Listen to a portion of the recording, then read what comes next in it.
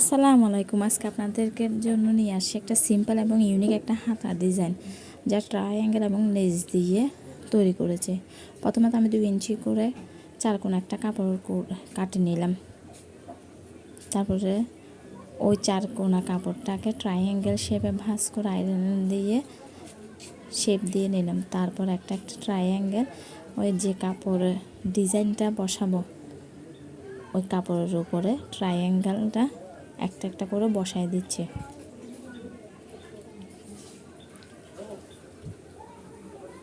আয়রনের সাহায্যে যদি আপনি সব ট্রায়াঙ্গেল আগের থেকে তৈরি করে রাখেন তাহলে ওইটা সেলাই করতে বেশি দেরি হয় না। তার জন্য আমি আগের থেকে ট্রায়াঙ্গেলগুলো রেডি করে রাখছি, যাতে আমার সেলাইটা খুব তাড়াতাড়ি হয়। এই ধরনের হাতগুলো জামার হাতার ডিজাইনগুলো খুবই সুন্দর হয় এবং ইউনিক ডিজাইন হয়, যেগুলো মার্কেটে পাকিস্তানের ড্রেসের মধ্যে থাকে। এখন আমার ট্রায়াঙ্গেলগুলো সব লাগানো শেষ। এখন ওই কাপড়টার মধ্যে বর্ডারটার মধ্যে লেস লাগাচ্ছি। লেসটা কীভাবে লাগাচ্ছি দেখেন।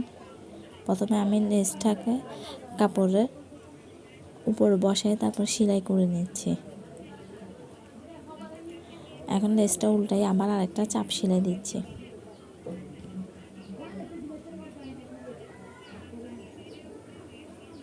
ফিনিশিংভাবে সেলাইটা দিবেন।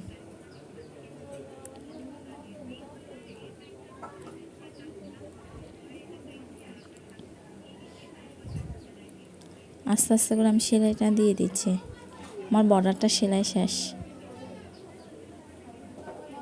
এখন এই বর্ডারটা আমি যে হাতা ডিজাইনের উপর দিব, যে হাতা কাপড়ের উপর দিব, ওই হাতার কাপড়ে বসাই দিচ্ছি।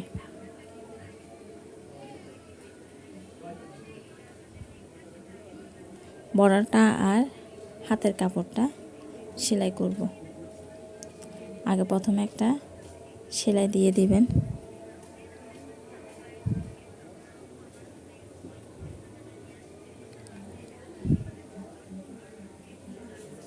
বর্ডারটা আর হাতার কাপড়টা সেলাই করে দিচ্ছি।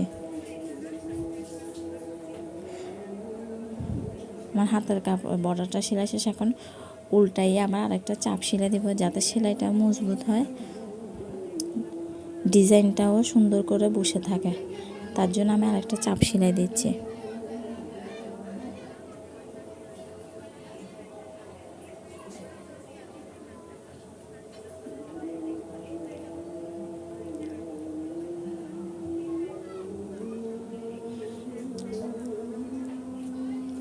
আমার চাপ সেলাই দেওয়া শেষ।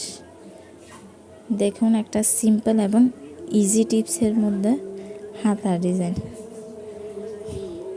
এই হাতার ডিজাইনটা যে কোনো কাপড়ের মধ্যে দিতে পারেন বা ট্রাউজারের নিচে দিতে পারেন।